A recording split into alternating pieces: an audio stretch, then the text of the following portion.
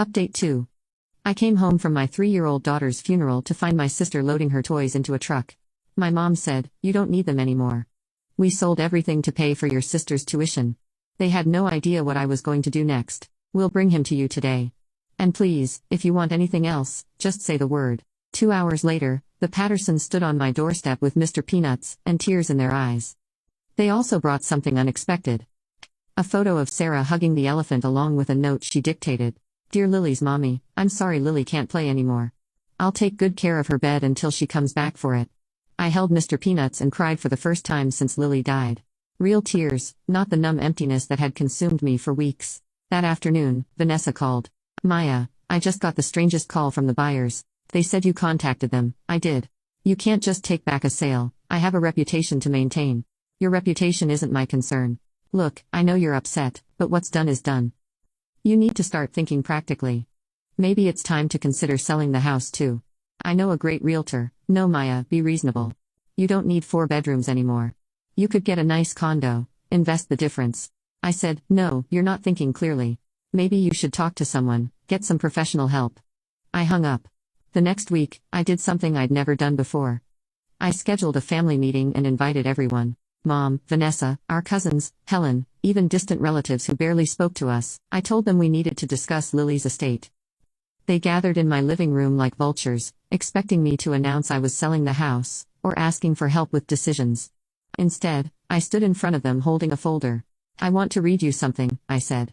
"It's Lily's will." Vanessa laughed. "Maya, 3-year-olds don't have wills. This one does. I wrote it this week based on conversations Lily and I had about her things, about who she wanted to have, what when she got older." I opened the folder and began to read. Lily Elizabeth Chun, being of sound mind and generous heart, leaves her extensive collection of picture books to the children's reading program at the public library, where she loved story time. She leaves her art supplies to her preschool class, so other kids can make beautiful pictures. She leaves her tricycle to the little boy next door, who always wanted to race with her. The room was silent now. She leaves her favorite dress, the yellow one with sunflowers, to be donated to help another little girl feel pretty on a special day. She leaves her toy kitchen to the children's hospital playroom, where sick kids can pretend to cook for their families. Mom shifted uncomfortably. Vanessa was staring at her hands. "And Mr. Peanuts," I continued holding up, "the elephant stays with Mommy, because even elephants need someone to remember them." I closed the folder. This is how my daughter's belongings should have been distributed. With thought, with love, with purpose, not sold to strangers for cash while I was burying her. Helen started clapping. Slowly, others joined in. Vanessa's face was red, but she said nothing. "I've already contacted the library, the school, and the hospital." I continued. "I've explained the situation and how Lily's things were sold without permission. They've agreed to accept monetary donations instead, equivalent to the value of what should have been given." I walked to Vanessa and handed her an invoice. "Your share is $3,200. The full amount you deposited in my account. Do immediately, Maya, this is ridiculous. Pay it or I'll file a police report for theft and fraud.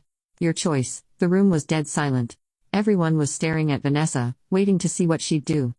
My sister, who had built her reputation on appearing generous and helpful, who volunteered for charity events and posted about her good deeds on social media, couldn't refuse without looking like a monster. She wrote the check on the spot, but I wasn't done. "There's one more thing," I said. "I'm establishing the Lily Chin Memorial Fund for Childhood Grief Support. The first donation of $3,200 has been made in honor of family members who understand that grief cannot be sold, packaged, or managed by others." I looked directly at my mother. "The fund will help other parents who lose children, providing resources and support during their darkest times. It will ensure that no parent ever has to come home from their child's funeral to find their memories stolen." 6 months later, the Memorial Fund had raised over $50,000. The story had spread through our community, not because I publicized it, but because the Pattersons told their friends, and Helen told hers. And sometimes truth has a way of traveling faster than gossip. Vanessa tried to rebuild her reputation by volunteering for children's charities, but word had gotten around. People didn't trust someone who would sell a dead child's belongings, while the mother was at the funeral. Mom eventually apologized, but it was too little too late. We had stilted holiday phone calls and nothing more. The house stayed exactly as it was. I kept Lily's room intact, not as a shrine, but as a reminder that love doesn't die with the person you lose. I added new pictures, photos from the library reading program that now had her books. Artwork from the hospital playroom, where kids played with toys donated in her memory. Mr. Peanuts sat on my nightstand watching over my dreams. A year later, Sarah Patterson's mother called me. Sarah wanted to donate the princess bed to another little girl who needed it. But she wanted to make sure that was okay with Lily's mommy first. I said yes with one condition. That whoever received it would know it was given with love in memory of a little girl who believed that sharing made everything more beautiful. Vanessa had been right about one thing. Lily didn't need her room anymore, but I did.